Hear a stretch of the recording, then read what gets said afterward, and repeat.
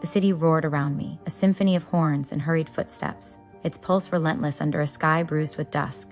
I stood at the edge of a crowded street, my phone buzzing with notifications, emails, deadlines, expectations, like a tether pulling me deeper into a life that felt loud but empty.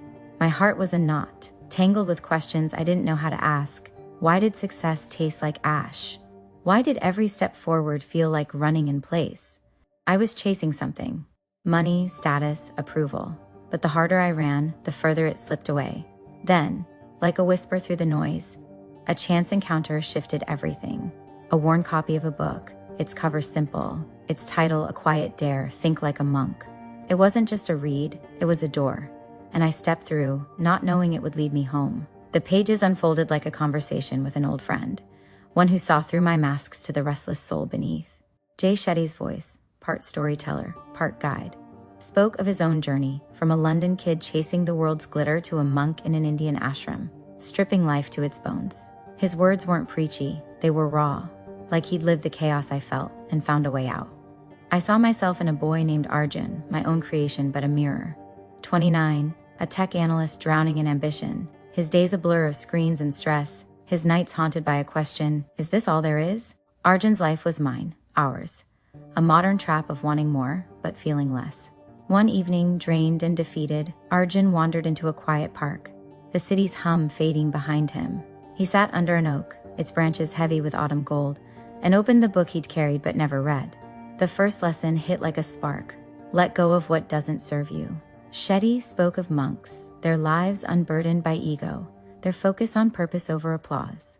Arjun's mind raced, his job, his fights, his endless scroll for validation. How much of it was noise? He thought of his father's pride, his ex's bitter words, the promotion he'd killed himself for. What's holding me back? He whispered, the leaves rustling as if in reply. I felt his doubt, my own chest tightening, remembering moments I'd clung to things, anger, fear, that weighed me down. The days became a pilgrimage. Arjun read on, each chapter a step deeper into himself. Shetty's voice wove stories, of ancient texts, of his ashram days, into lessons that felt alive. Find your dharma, he urged, your purpose, the spark that aligns your heart and hands. Arjun laughed, bitter at first. Purpose in a cubicle? But he tried. Small steps, like Shetty's monks, sweeping floors with love. He started journaling, scribbling dreams he'd buried, teaching kids, building something real. One morning, he taught a coding class at a community center. His voice shaky but alive, kids' laughter filling a void he hadn't named. I smiled with him, my own heart swelling, recalling a time I helped a stranger and felt the world soften. Train your mind, Shetty said, and Arjun faced his chaos, thoughts that spiraled, fears that roared. Meditation wasn't easy. His first try was a mess, his brain a noisy marketplace. But he sat, 5 minutes, then 10, breathing like Shetty taught, watching thoughts like clouds, not chains. The park became his temple, the oak his witness. One night, under stars sharp as truth, he saw it. His anger at his ex wasn't her fault but his, a story he'd fed himself.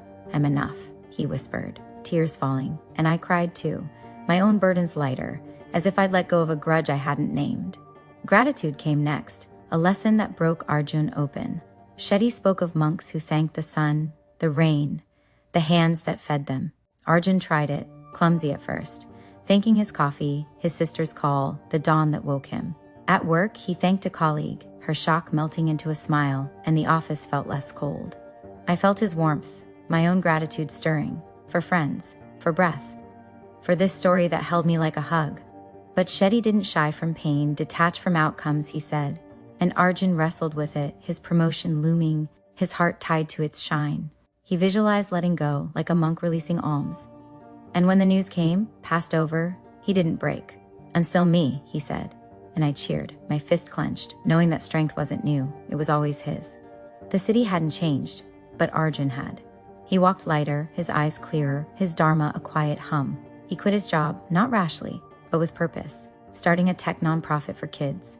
His passion a fire no one could douse.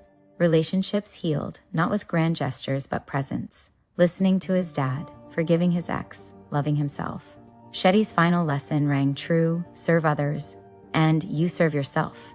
Arjun's classes grew, his students' faces a mirror of his own rediscovered joy. I saw my reflection too, moments I'd served, not for glory but because it felt right, my heart full in ways money never matched.